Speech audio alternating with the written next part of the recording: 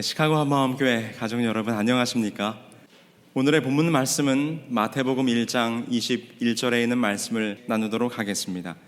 마태복음 1장 21절입니다. 마태는 마태복음 1장에서 예수 그리스도의 왕족, 그의 왕권을 증명하기 위하여 족보를 기록한 이후에 이제 그 다윗의 자손인 요셉, 그와 정혼한 마리아, 그 마리아에게서 예수 그리스도가 탄생하는 장면을 마태복음 1장 18절로 25절에 아주 상세하게 기록해 놓고 있습니다. 오늘은 그 가운데서 마태복음 1장 21절에 있는 말씀을 함께 나누려고 합니다. 아들을 낳으리니 이름을 예수라 하라. 이는 그가 자기 백성을 저희 죄에서 구원할 자이심이니라 하니라. 우리가 잘 아는 것처럼 당시의 유대인들은 메시아, 곧 그들의 왕을 기다리고 있었습니다. 그들은 왕을 기다리고 있었어요. 그래서 이 마태는, 특별히 이 마태복음의 저자인 마태는 이 복음서를 누구를 향하여 기록하고 있는가 하면 유대인들을 향하여 이 복음서를 기록하고 있어요. 마태는 유대인들이 무엇을 기다리고 있었는지를 잘 알았기 때문에. 무엇을 기다리고 있었다고요? 그들에게 있어서 메시아는 왕이에요.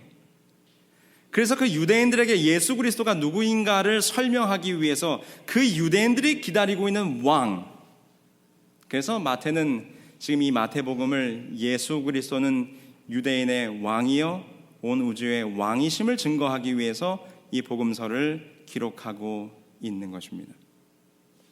그런데 오늘 이 마태복음 1장 21절에 보면 마태는 그 유대인들에게 너희가 기다리던 왕은 너희가 기대했던 왕과는 전혀 다른 왕일 것을 그들에게 설명하고 있어요. 특별히 당시의 시대적 상황 속에서 볼 때 유대인들은 이 로마의 속박으로부터 이스라엘을 구원하러 오실 정치적인 힘을 가진 왕, 정치적인 권력을 가진 메시아를 기다리고 있었습니다. 그런데 오늘 마태는 그들에게 너희들이 기대하던 이 정치적인 힘을 가진 왕과는 전혀 다른 왕이 태어났다고 설명하고 있는데, 그 설명의 내용은 무엇인가?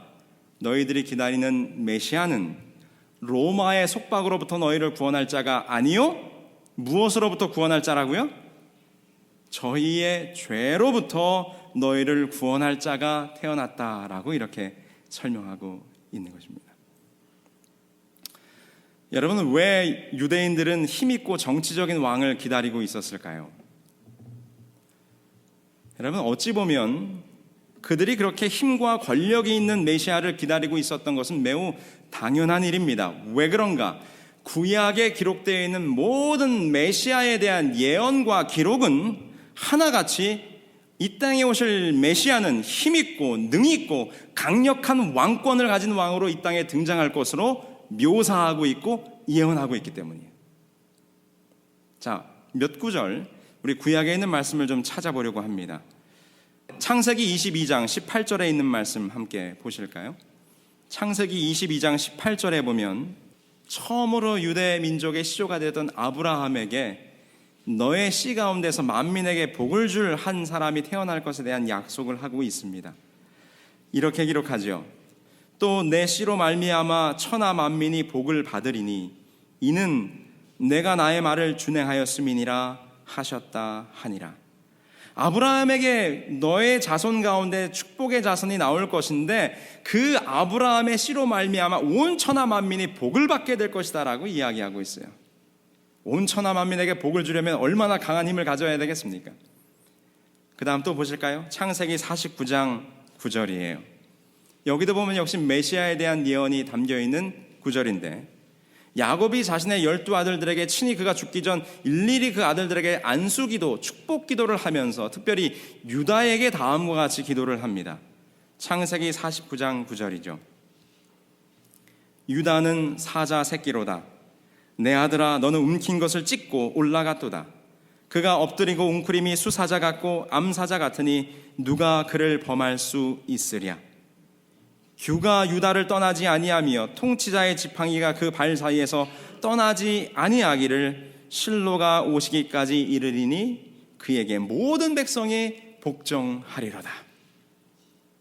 유다 지파 가운데서 메시아가 태어날 것을 예언하는 말씀입니다. 근데 여기 보니까 암사자같이 강력한 힘을 가져서 모든 백성이 다 그의 앞에 와서 뭐 할 것이라? 복종할 것이라. 아주 강한 메시아의 모습을 이야기해 주고 있어요. 한 두 군데 더 찾아보려고 합니다. 사무엘하 7장 12절 13절입니다. 여긴 역시 다윗이 하나님 앞에 내가 성전을 짓겠다라고 이야기할 때 하나님께서 다윗에게 주시는 약속의 말씀이에요. 이렇게 기록합니다. 사무엘하 7장 12절 13절. 내 수완이 차서 내 조상들과 함께 누울 때에 내가 내 몸에서 날 내 씨를 내 뒤에 세워 그의 나라를 견고하게 하리라. 그는 내 이름을 위하여 집을 건축할 것이요 나는 그의 나라와 왕위를 영원히 견고하게 하리라. 다윗아, 너의 후손들이 너의 씨, 너에게서 날 씨가 나를 위해서 성전을 짓고, 이건 1차적으로 솔로몬을 의미하는 것이지만 성전을 새롭게 할 메시아를 역시 상징하는 말입니다. 아울러 그 메시아가 이 왕권을 영원히 견고하게 할 것이다 라고 이렇게 예언하고 있어요. 여러분, 공통점을 찾으실 수 있을 겁니다. 하나같이 이 메시아는 강한 힘과 큰 권력을 가지고 영원한 나라를 세울 것이라고 하는 예언 속에 메시아가 들어있는 것입니다. 이사야 9장 7절에 보면 역시 이렇게 또 말씀하고 있어요. 이사야 9장 7절.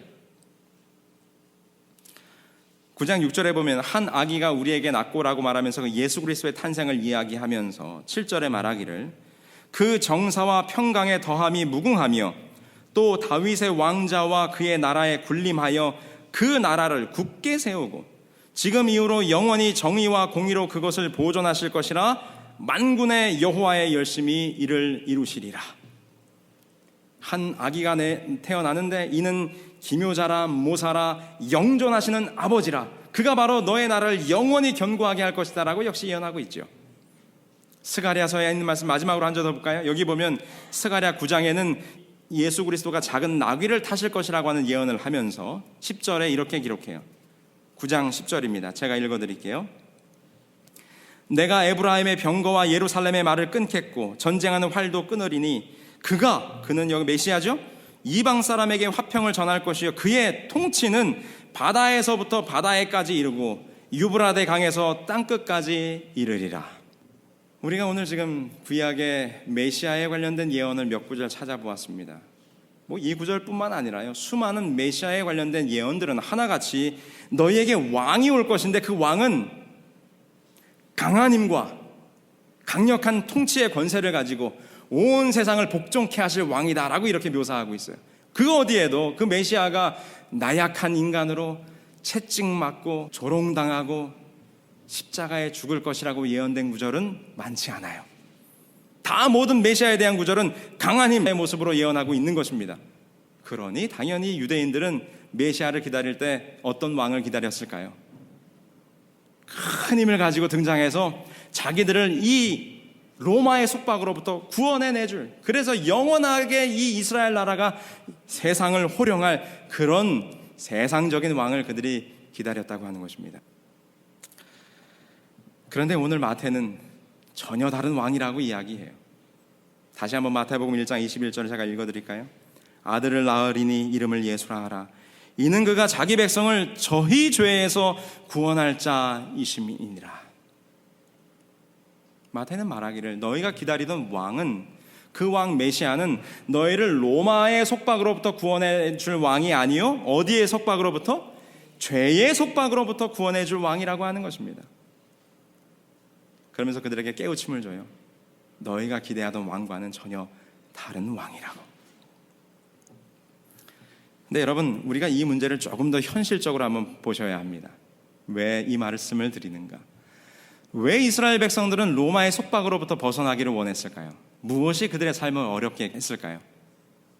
여러분, 유대인들이 왜 그렇게 열렬히 로마의 속박으로부터 자기를 구원할 정치적인 메시아를 기다렸는가? 사실 그것은 단 하나의 문제예요. 그것은 세금입니다. 텍스요. 로마는 그야말로 납세의 국가죠. 오로지 납세자만이 로마의 시민권을 유지할 수 있는 유일한 권리입니다. 세금을 얼만큼 내느냐가 로마에서는 등급이 있는데 그 등급의 높고 낮음의 차이를 어디에서 찾는가? 세금이에요. 예수님께서 태어나실 때 베들레헴으로 가셨죠. 왜 베들레헴으로 가서 태어났습니까? 무엇하라고요? 로마의 왕이 모든 시민들로 하여금 호적을 등록하라. 그 이유가 뭡니까? 호적을 정확히 등록해서 인구조사가 정확히 돼야 뭘 거둘 수 있으니까요? 세금을 거둘 수 있으니까. 그래서 여러분, 이 로마의 속박을 받는다라고 하는 실제적인 그들의 문제는 뭔가 하면 세금의 속박에 그들이 억눌려 있었다는 거죠. 유대인들이 가장 미워하는 죄인이 있었습니다. 누구였습니까? 세리입니다. 왜 세리를 그렇게 미워했을까요?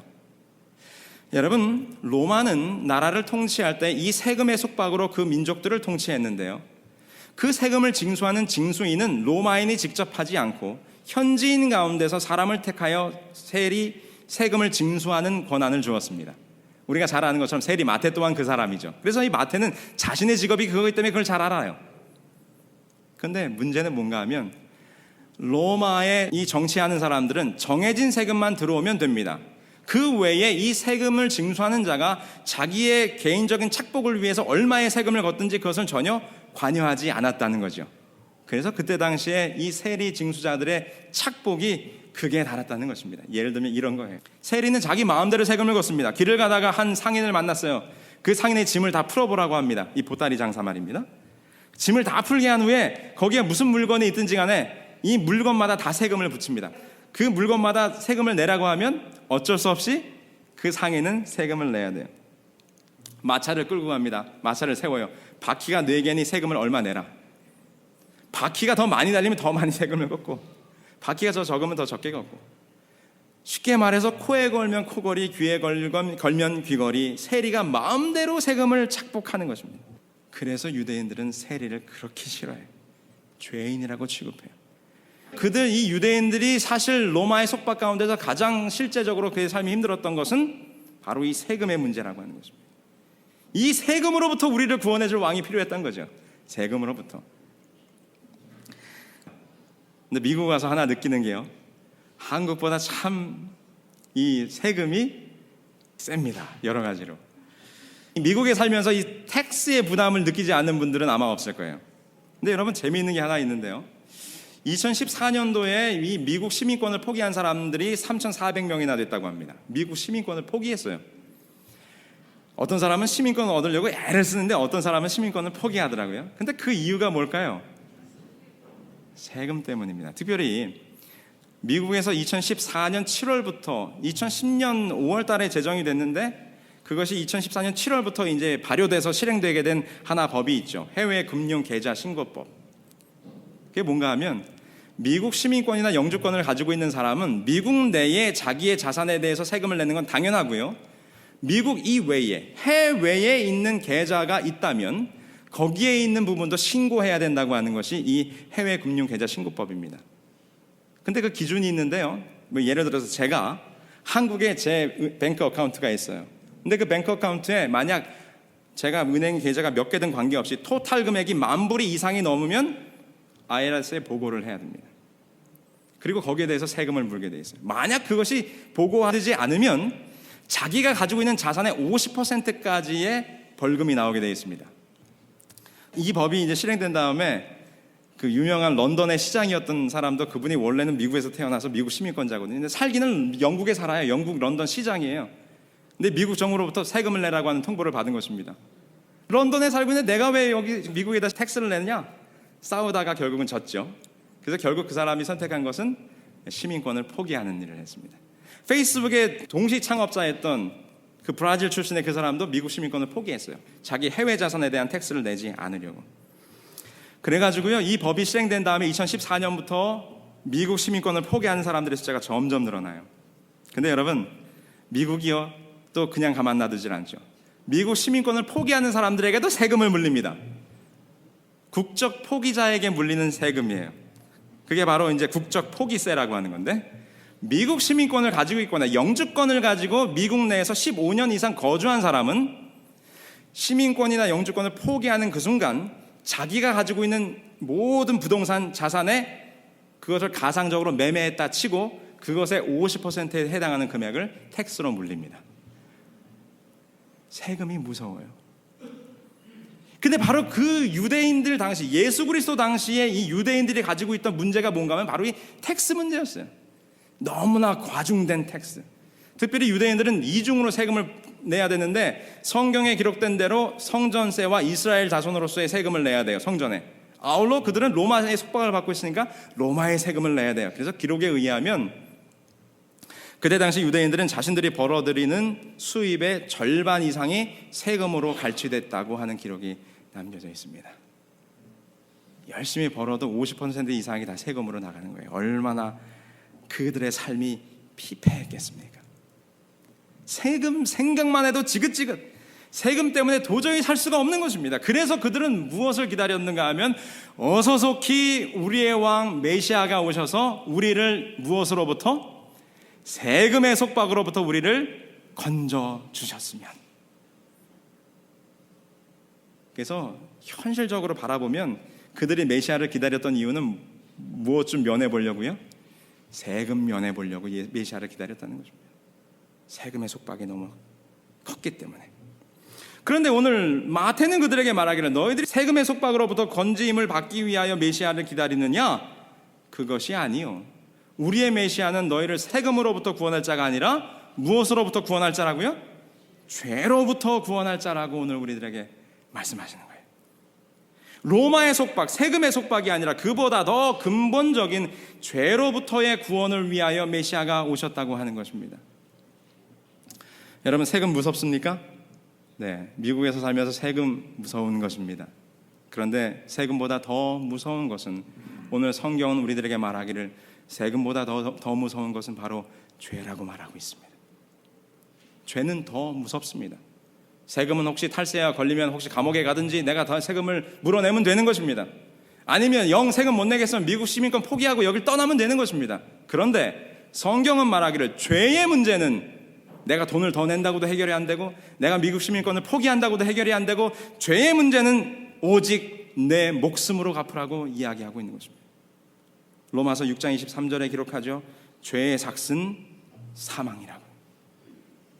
유대인들은 그걸 몰랐어요. 세금만 면제되면 좋은 줄 알았죠. 그런데 더 무서운 것은 세금의 문제가 아니라 죄라고 하는 것입니다. 죄는 왜냐하면 우리의 목숨을 담보로 하기 때문이죠. 그래서 우리의 목숨줄을 죄어오는 그 죄의 문제를 해결해 주시기 위해서 예수님은 이 땅에 오셨다라고 오늘 마태는 우리들에게 기록하고 있는 거예요. 이 로마서 6장 18절 그리고 20절에 보면 바로 그분이 어떻게 우리를 죄로부터 해방시켜 주는가 이렇게 기록하고 있습니다. 로마서 6장 18절 20절입니다. 죄로부터 해방되어 의에게 종이 되었느니라. 너희가 죄의 종이 되었을 때에는 의에 대하여 자유로웠느니라 라고 말씀하시면서 너희가 이제는 죄의 종이 아니요 의의 종, 주님의 자녀가 되었음에 대하여 로마서는 우리들에게 말해주고 있는 것입니다. 그 죄의 속박은 너의 목숨값으로 갚아야 되는 것인데, 그러면서 6장 22절에 이렇게 결론적으로 말하지요. 그러나 이제는 너희가 죄로부터 해방되고 하나님께 종이 되어 거룩함에 이르는 열매를 맺었으니 그 마지막은 영생이라. 아멘. 죄의 삭은 사망이나 죄의 값을 치르기 위해서 내 목숨을 바쳐야 하는 것이나 그 목숨값을 우리의 메시아 되신 예수 그리스도께서 오셔서 그 죄의 값을 대신 갚으심으로 이제는 우리가 죄의 속박으로부터 해방되어 사망이 아니라 무엇을 얻게 되었다고요? 영생을 얻게 되었다는 것입니다. 유대인들은 한낱 세금 좀 면해보려고 메시아를 기다렸다는 것입니다. 세금 좀 면해보려고. 그러나 마태는 오늘 우리들에게 말하기를 그 세금의 속박의 무서움이 아니라 우리에게 짊어진 죄의 속박, 그 죽음의 속박에서부터 건져낼 메시아, 곧 그분이 우리가 기다려야 될 예수, 자기 백성을 저희 죄에서 구원할 자로 이 땅에 오신 예수 그리스도는 바로 너희의 세금이 문제가 아니라 너의 영원한 목숨값인 죄의 속박에서 구원할 자이심을 우리들에게 강조하여 말씀해주고 있는 것입니다.